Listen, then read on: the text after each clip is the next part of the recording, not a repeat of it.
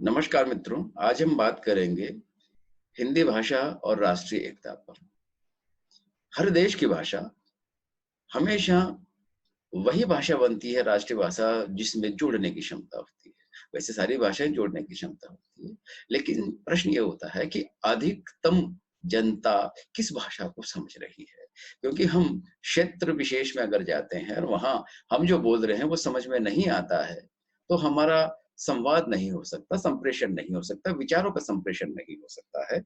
ऐसे में अगर विचारों का संप्रेषण हमें करना है, यदि हमारे भावों का संप्रेषण हमें करना है, तो निश्चित रूप से वहाँ की भाषा को हमें समझना होगा, हमारी भाषा को उन्हें समझाना होगा। और यदि दोनों की एक भाषा है, जिसे मातृभाषा कहा जाए, वहाँ की और हमारी यदि एक है, तो ऐसी स्थिति में विचारों का प्रकटीकरण बहुत बढ़िया तरीके से, बहुत उम्दा तरीके से हो सकता है।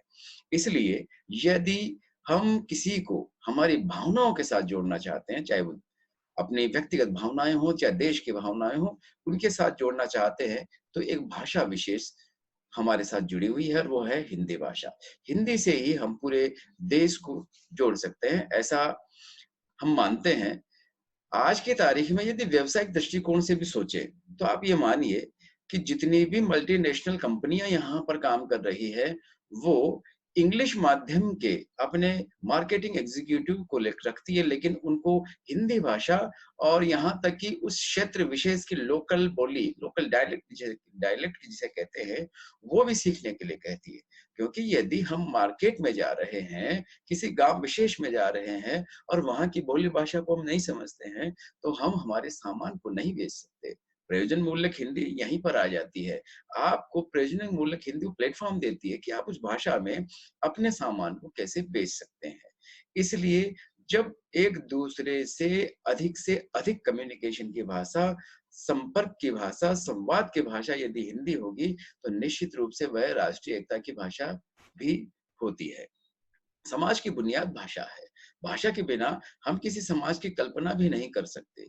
किसी स्थान की जलवायु, उसके नदी और पर्वत, उसकी सर्दी और गर्मी तथा अन्य मौसमी हालतें सब बिल्कुल यहाँ के प्राणियों में एक विशेष आत्मा का विकास करती है, जो प्राणियों की शक्ल सूरत, व्यवहार, विचार और स्वभाव पर अपनी छाप लगा देती है और अपनों को व्यक्त करने के लिए एक विशेष भाषा या बोली का निर्माण करती है। इस तरह हमारी भाषा या बोली का निर्माण करती है, या इस प्रकार कह सकते हैं कि भाषा हमारी आत्मा का व्यवहारी रूप है। देखिए, आत्मा का व्यवहारी रूप है, क्योंकि आत्मा से ही किसी के साथ जुड़ सकता है आदमी।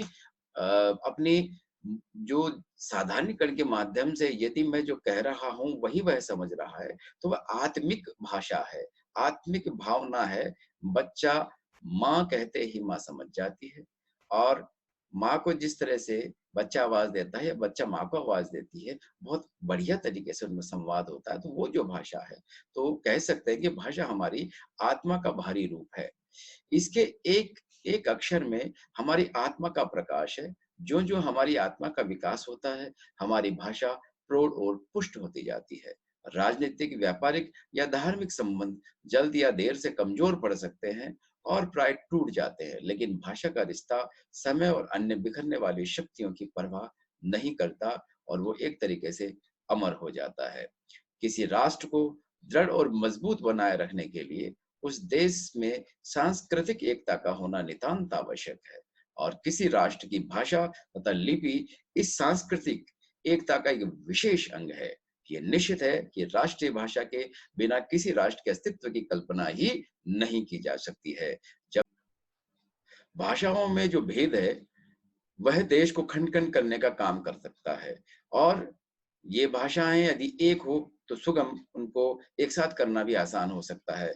मुसलमानों के शासन काल में भी जो कुछ हुआ, या उनके भिन्न-भिन्न प्रांतों का एकीकरण तो हो गया था, उस समय भी देश की राष्ट्रीयता का अस्तित्व नहीं था। भारतवर्ष में राष्ट्रीयता का आरंभ अंग्रेजी राज्य की स्थापना के बाद में आता है, क्योंकि उससे पहले ये माना जाता था कि छोटे-छोटे राज्य हैं, जिनकी अपनी अलग राष्ट्रीय अस्मिता है। वो अपने को अलग-अलग राष्ट्र मानते हैं, लेकिन पूरा देश यदि एक हुआ, तो वो अंग्रेजों के आने के पश्चात एक होता है। इसीलिए हम कह सकते हैं कि भारतवर्ष दृढ़ता के साथ-साथ जो भाषा को लेकर के या राष्ट्रीय एकता को लेकर के वृद्धि होती है, राष्ट्र के जीवन के लिए ये बात आवश्यक है कि देश में सांस्कृतिक एकता हो और भाषा की एकता उस सांस्कृतिक एकता का प्रधान स्तंभ है। भारतवर्ष क्षेत्रफल तथा जनसंख्या की वृद्धि से नहीं, भाषाओं की दृष्टि से भी एक उपमहाद्वीप है। यहाँ भाषा तथा बोलियों की संख्या सैकड़ों में है। 24 भाषाएं तो इतने प्रमुख हैं कि भारतीय संविधान में क्षेत्रीय भाषा के रूप में इन्हें स्वीकार कर लिया गया है, किंतु अनेकता में एकता का स्वर निनादित होना ही यहाँ की विशेषता है। भाषाएं और भी संविधान में जोड़ी जा चुकी हैं। अब हिंदी, जिसे भारतीय संविधान में राष्ट्रभाषा घोषित कर दिया और जो इस देश की आत्मा को बहुत अंश तक काफी समय से व्यक्त करती आ रही है, अनेकता के बीच एकता के साम्राज्य को स्थापित करने में अपना महत्वपूर्ण योगदान देती रही है। यद्यपि भारतीय संविधान में हिंदी को भारत की राष्ट्रभाषा घोषित तो कर दिया गया है और उसके अनुसार कार्य भी आरंभ हो गया था, किंतु इतने से ही समस्या का हल संभव नहीं है। संविधान की धारा 343 द्वारा यह घोषित किया गया कि संविधान पारित होने के 15 वर्ष पश्चात 343 जो संविधान की धारा है उसमें पारित किया गया है। 15 वर्ष पश्चात हिंदी सरकारी कामकाज की भाषा होगी और अंग्रेजी जिन कामों के लिए व्यवहार में आती रही है वह जनवरी 1965 तक आती रहेगी। उसके बाद में हिंदी उसका स्थान ले लेगी। संसद ने सन 1963 में एक राजभाषा अधिनियम बनाया, जिसके अनुसार यह तय किया गया कि कुछ काम हिंदी और अंग्रेजी दोनों भाषाओं में साथ साथ किए जाएंगे। संसद के समक्ष जो प्रशासनिक कागजात और रिपोर्ट प्रस्तुत होंगी वे दोनों भाषाओं में होंगी। सन 1965 के पश्चात तमिलनाडु में हिंदी को राजभाषा बनाने के बारे में कुछ विरोध हुआ, क्योंकि वहां अलग भाषा है और वो आंदोलन का रूप भी उन्होंने ले लिया उस समय, जिसके परिणाम स्वरूप सन 1967 में संशोधन किया गया और संसद में कुछ संकल्प पारित हुए।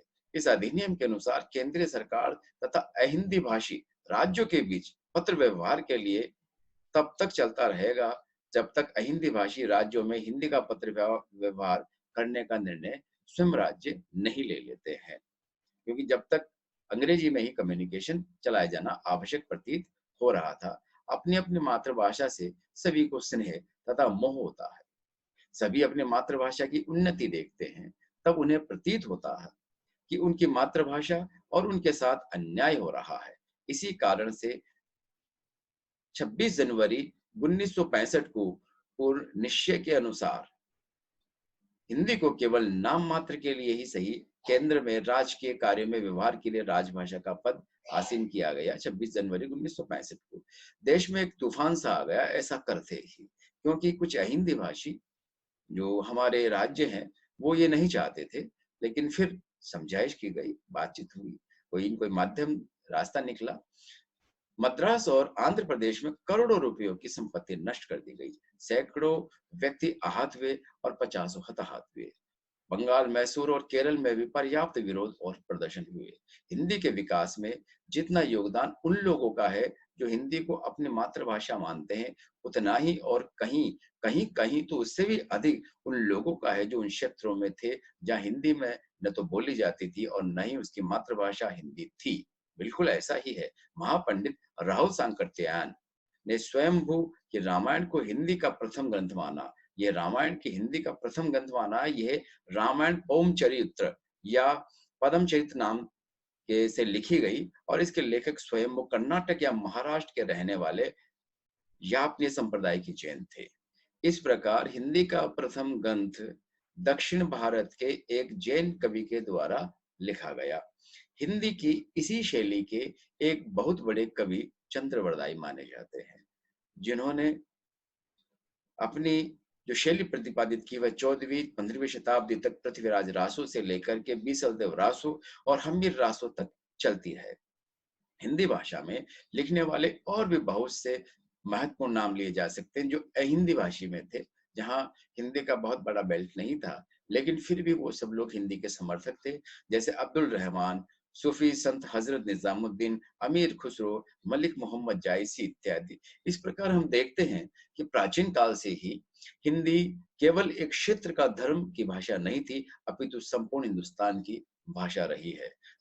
जब हिंदी गद्य के विकास का प्रश्न आया, तो उस समय भी देखते हैं कि हिंदी गद्य का प्रारंभ उन लोगों ने किया जो हिंदी भाषी नहीं थे। ये विशेष बात है। हिंदी गद्य का विकास भी वहां पर हुआ जहां हिंदी मातृभाषा नहीं थी। बाबा गोरखनाथ हिंदी के प्रथम गद्य लेखक माने जाते हैं। ये पंजाब में रहने वाले थे और जिस समय हिंदी की पुस्तकें लिखी जाने लगी, तो हिंदी का विकास उत्तर प्रदेश, बिहार या मध्य प्रदेश में नहीं हुआ, बंगाल की राजधानी कलकत्ता में हुआ। हुगली और श्री रामपुर में हिंदी में बाइबिल छापने के लिए देवनागरी लिपि में मुद्रण प्रारंभ किया। चार्ल्स विलिक्स और पंचानन कर्मकार ने यह कार्य शुरू किया। 18वीं शताब्दी में यह कार्य हुआ जब जॉन गिलक्राइस्ट ने 1796 में हिंदुस्तानी ग्रामर प्रकाशित की और उसमें देवनागरी में अमीर खुसरो की एक मुकरी प्रकाशित थी। पत्रकार कला की दृष्टि से तो अहिंदी भाषी क्षेत्रों में पत्रकारों ने हिंदी पत्रकार कला का बहुत विकास किया। कश्मीर के श्री दुर्गा प्रसाद मिश्र तथा छोटू लाल मिश्र ने कलकत्ता से दो बड़े पत्र भारत मित्र तथा उचित वक्ता निकाले। श्री दुर्गा प्रसाद ने श्री सदानंद मिश्र और श्री गोविंद नारायण के सहयोग से सार सुधानिधि 1879 में निकाला। यह अहिंदी भाषियों का योगदान है। ये सब अहिंदी भाषी थे।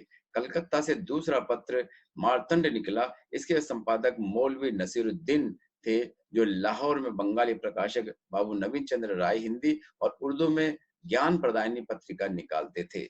इस पत्र के संपादक थे कश्मीरी पंडित मुरकुड़ राम। कलकत्ते के बंगवासी कार्यालय से ही 1890 में हिंदी बंगवासी प्रकाशित हुआ। इसके संपादक पंडित अमृतलाल चक्रवर्ती थे।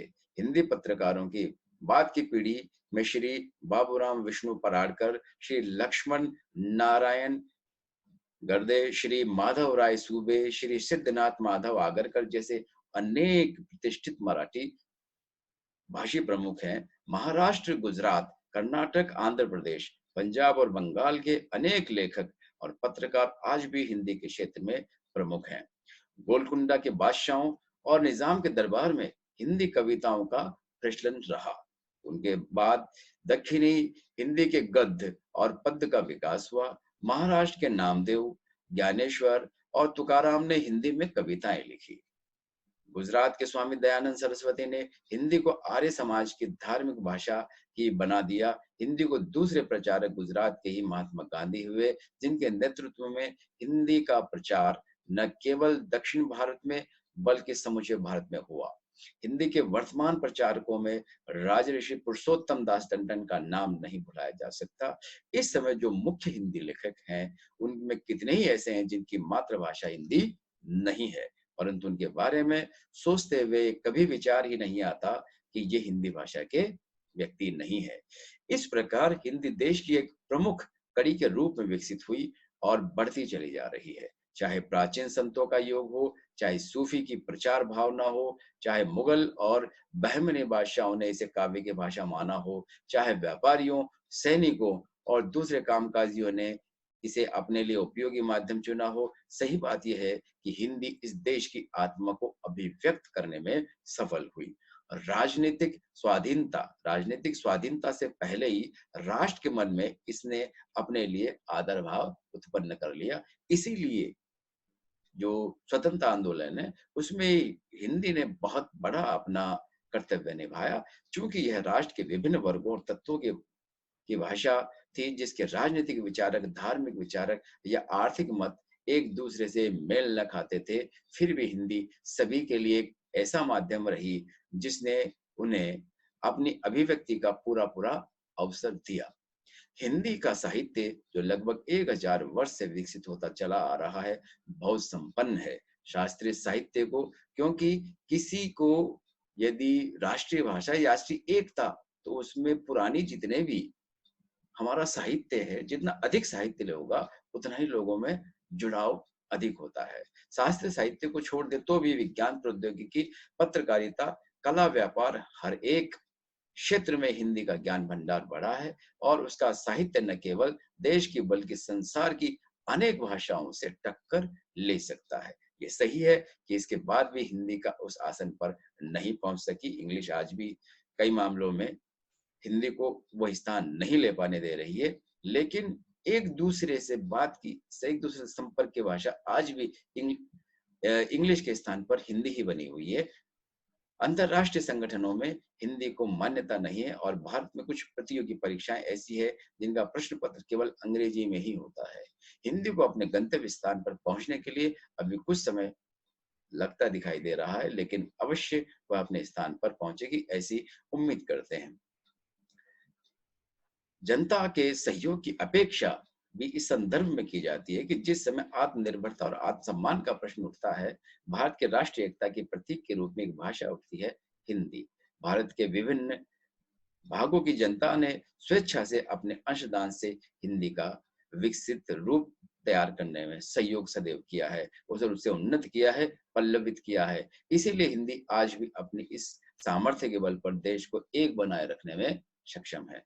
चूंकि हिंदी भाषा का साहित्य भारतवर्ष की अन्य सभी भाषाओं से सशक्त है और अधिक है, अतः आज आवश्यकता इस बात की है कि हम भाषा को भुला दें तथा राष्ट्रीय अखंडता के लिए हिंदी को बिना किसी विरोध में राष्ट्रभाषा के रूप में स्वीकार करें तथा हिंदी भाषा का ही अपने दैनिक जीवन में प्रयोग करें। ये बात सत्य है कि हिंदी भाषा भाषी व्यक्तियों के लिए इसमें थोड़ी परेशानी अवश्य होगी। फिर भी जिस देश के लिए न जाने कितने ही जवानों ने स्वयं को बलिदान कर दिया, उस देश के लिए यदि हमें मातृभाषा के प्रति मोह भंग करना पड़े तथा थोड़ी सी परेशानी उठानी पड़े, तो उन जवानों के त्याग की तुलना में हमारा त्याग नगण्य होगा और हमें ये त्याग करना पड़ेगा, क्योंकि राष्ट्र की एकता का और शांति आज के लिए सर्वोपरि है। आज भी अपने देश के विभिन्न भाषा भाषी एक दूसरे की बात को समझ नहीं पाते हैं। एक पंजाबी व्यक्ति असम में जाकर खाने पीने की वस्तुओं को संकेत से मांगता है, ये बड़ी समस्या है। इसे ऐसे व्यक्तियों में राष्ट्रीय चेतना कम मात्रा में और देश देर से विकसित होती है। अन्य देशों के व्यक्तियों से संबंध जोड़ने की बात तो छोड़ दीजिए, अलग बात है। भारत में भी कई बार एक प्रांत से दूसरे प्रांत में जाने पर हिंदी हमारा सहयोग नहीं कर पाती है, तो हमें कोशिश ये करनी है कि हम उन प्रांतों में भी हमारी मातृभाषा के अलावा हिंदी का प्रचार प्रसार और हिंदी को अध्ययन अध्यापन के साथ जोड़ना चाहिए, ताकि वो काम जो आज की तारीख में अंग्रेजी कर रही है वह हिंदी भी करे। जबकि राष्ट्रभाषा हिंदी है, फिर भी अंग्रेजी के कम्युनिकेशन का काम हिंदी भाषी स्टेटों के बीच में कर रही है, तो वो हिंदी को करना चाहिए। इसके लिए हम सब जो भी हिंदी के अध्ययन अध्यापन करते हैं, उन्हें अनवरत प्रयास करना चाहिए। अंग्रेजी को प्रयोग में लाते समय हर व्यक्ति को ये ध्यान रहता है कि वह एक विदेशी भाषा बोल रहा है। जब उसका हृदय और मस्तिष्क में ये भावना उपस्थित है, तो फिर इसके द्वारा राष्ट्रीय एकता कठिन ही नहीं अपितु असंभव है। अतः हमें हिंदी को राष्ट्रभाषा के रूप में विकसित करना ही होगा, क्योंकि उसी के माध्यम से देश में राष्ट्रीय एकता की भावना को बल मिलेगा और हमारी राष्ट्रीय एकता विकसित होगी। भारतेंदु हरिश्चंद्र के शब्दों में यदि मैं कहूं तो निज भाषा उन्नति अहे सब उन्नति को मूल, बिनु निज भाषा ज्ञान के मिटे न हिये की शूल। इसलिए जो भी हम हिंदी की सेवा में लगे हुए हैं, उन्हें अपना दायरा उन क्षेत्रों तक भी बढ़ाना चाहिए जहां लोग हिंदी को अभी भी कम समझ रहे हैं, कम अध्ययन कर रहे हैं।